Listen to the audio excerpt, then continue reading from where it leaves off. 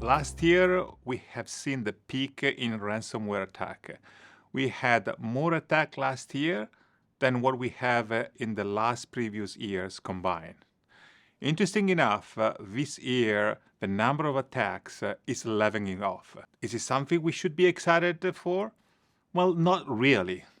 What we've seen is that the number of attacks is the same, but they're getting smarter. The cost of a ransomware attack has doubled from last year, and 95% of the attacks cost more than $1 million today. So the bad guys got smarter. They know where to go. They're more targeted. There's not a lot to be excited about. They're going to get smarter and smarter, and so the risk is still there, and ransomware is by far the biggest threat for enterprises.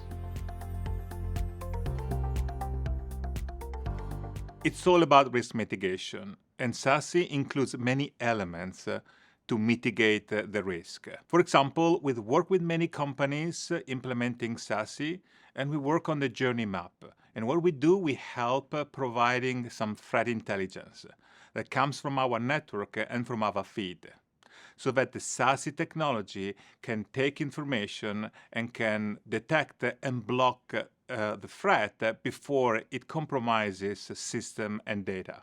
What about what we call the zero-day threat that are not recognized?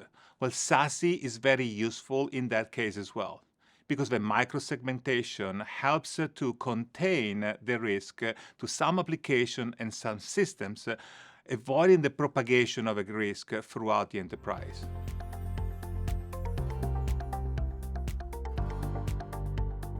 Well, it's interesting that 74% of the breaches are related to humans. This is staggering, but it was 82% last year. So is it something that we can be happy about? Well, again, not really. All of us are continuously subject to risk of social engineering and phishing. Similar to the ransomware, we've seen that the bad actors have become smarter. We're seeing increasing attack to the leaders and the executives. Why? On one hand, they own the most critical information. On the other hand, in some cases, they have some exceptions to the security policies, so they are even more vulnerable. So what can we do? Well, there are some technologies or some systems like DNS filtering that can help. But the number one remediation is education.